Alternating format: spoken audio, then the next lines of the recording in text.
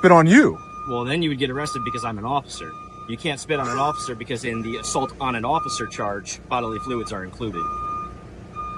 So there is no charge. You're telling me, as a sergeant of the Groton Police Department, you're telling me there is no charge for a grown man spitting in another grown man's face. I'm telling you that it doesn't fit assault.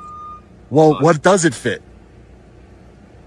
Isn't that your job to find out? What does it fit? Like what crime it is? Breach of peace, but you're on his property. You interacted. You engaged the interaction. I mean. So if it's a breach of peace, arrest him for a breach of peace. Well, that's the other issue that we're going down right now. Is you guys are also in violation of a breach of peace. No. As well as. I mean, take us both then. Take us both then. It's not voyeurism. It's not voyeurism to knock on somebody's door. That's not. It is. If he has a reasonable expectation of privacy and you invade on his curtilage. No.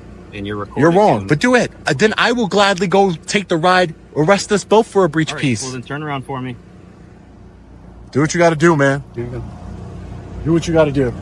This is ridiculous. The Groton police arrested Reyes and his cameraman for voyeurism, breach of peace, and trespassing. State Trooper Fahey was charged with nothing.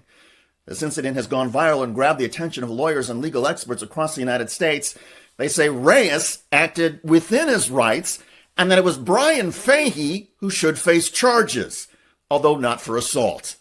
The spitting, in my opinion, is not an actual assault under Connecticut law. What the spitting does do is it enhances the threatening nature of Fahey's conduct, especially because it occurred while he was armed and during a continually aggressive confrontation that was not reasonable under the circumstances. And that's why it opens the door to a law that does actually fit, and that is threatening in the second and first degree under Connecticut law. And under Connecticut law, threatening is a felony.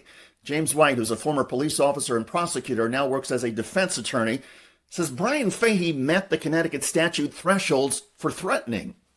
Visibly armed, he intentionally closed the distance to within inches of Reyes. He spat in his face, he body checked him, and he continually escalated a verbal confrontation while holding an unholstered weapon and announcing himself as a Connecticut state trooper without the privilege of the self-defense that he would have been afforded back on his porch.